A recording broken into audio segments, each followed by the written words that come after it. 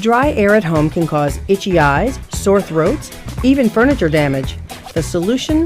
A humidifier. Consumer Reports tests dozens every year, checking how much moisture they pump out, whether they're efficient, and how noisy they are.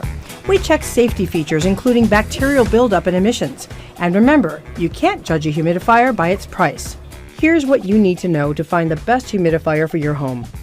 Your first decision is whether you want a warm or cool mist humidifier. Both offer the same benefits, but here are some key differences. Let's start with cool. Cool mist humidifiers can cool the air in warmer, dry climates. There are two main types of cool mist units, evaporative and ultrasonic. Evaporative humidifiers use a fan to force dry air through a wet wick filter, usually made of a paper-based material, and the water evaporates into the air. In our emissions tests, all evaporative type humidifiers did not emit bacteria into the air. But even so, the wicks must be replaced every few months, depending on how often you use the humidifier and whether you have hard water. Console units can humidify spaces over 2,000 square feet. They can get pretty loud. Some consoles we tested reached 65 decibels, approaching the level of a vacuum cleaner. But they're generally used outside of sleeping areas, where noise isn't an issue. Ultrasonic-style cool mists have a small metal diaphragm inside that vibrates, atomizing the water into a fine vapor. No filter necessary. You might find a white powder surrounding your humidifier. This is from dissolved minerals in hard water that are incorporated into the mist. These deposits aren't harmful and can be reduced by using distilled water. You can purchase demineralization cartridges for some models, which should be replaced every 30 to 40 fillings. Overall, ultrasonics score better when it comes to noise and energy use. However, in our bacterial growth and emissions tests, all the ultrasonic models we assessed emitted some bacteria into the air, so be vigilant in cleaning them daily. Warm mist humidifiers heat water to boiling temperatures and mix the steam with air. Because they can make your room a little warmer, these units are suited to cool, dry areas.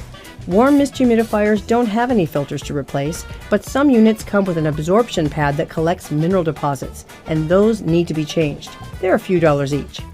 Because the water inside the unit can become very hot, warm mist humidifiers are not recommended for use near babies or toddlers, and they use more electricity than cool mist humidifiers. When you shop, you may come across vaporizers.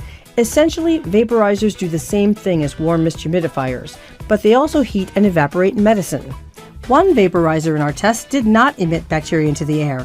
We test all humidifiers for energy consumption and safety, and you can check out the ones that did the best in our ratings. Consumer Reports puts humidifiers through an array of tests. We check how many gallons of water they add to dry air in a day.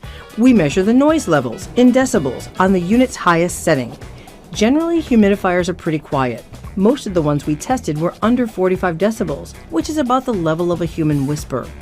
Anything under 53 decibels, equivalent to a low conversation, gets a good in our ratings. We test for convenience. Does it turn off when it's empty? Is the tank easy to carry? Can it be filled in a bathroom sink? We even test for the effects of hard water on the units. Take into consideration the added costs beyond the humidifier. The cost of filters and demineralization cartridges can add up, from a few dollars for the pads to $5 to $15 for your filters, depending on the size and models. So factor in how often you will use the machine. Your humidifier should be placed at least 6 inches from the wall on a flat surface. Never place it on a towel or rug, as they can interfere with the fan. Look for user-friendly digital controls and displays. We look at whether models have automatic shutoff, which is usually a good thing.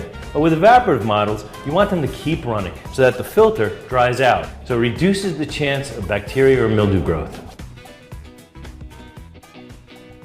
You want to be sure that the humidifier you choose can fill the room adequately. If you get a humidifier that's too big for the room, you'll end up with condensation on the windows and too much moisture, creating a possible mold situation. Over time, too much humidity can cause wallpaper to peel, while too little can allow dry air to damage your furniture. So it's important to consider your unit's coverage. Our ratings are divided into the best humidifiers for small, medium, and large rooms, based on an average room with 8-foot ceilings. If you have higher or cathedral ceilings, consider using a larger unit.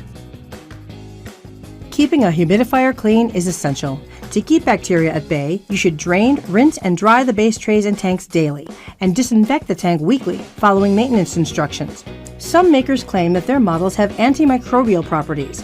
Our test found that you can't rely on those claims.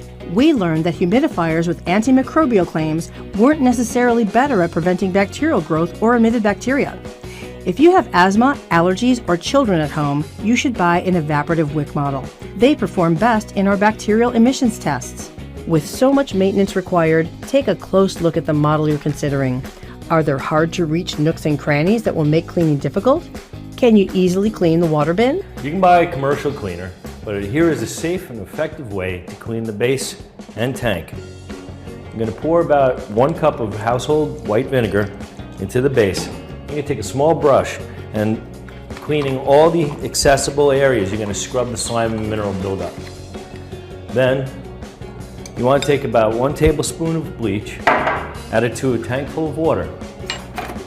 Shake the tank thoroughly, let it sit for 20 minutes, then rinse it out thoroughly until the bleach smell is completely gone. At the end of the season, get rid of any partially used filters. Clean the unit thoroughly and let it air dry. Then store it in a dry place. For more information and a full list of our humidifier ratings, check out consumerreports.org. We purchase all products we test, are a nonprofit, and accept no advertising. Thanks for your support.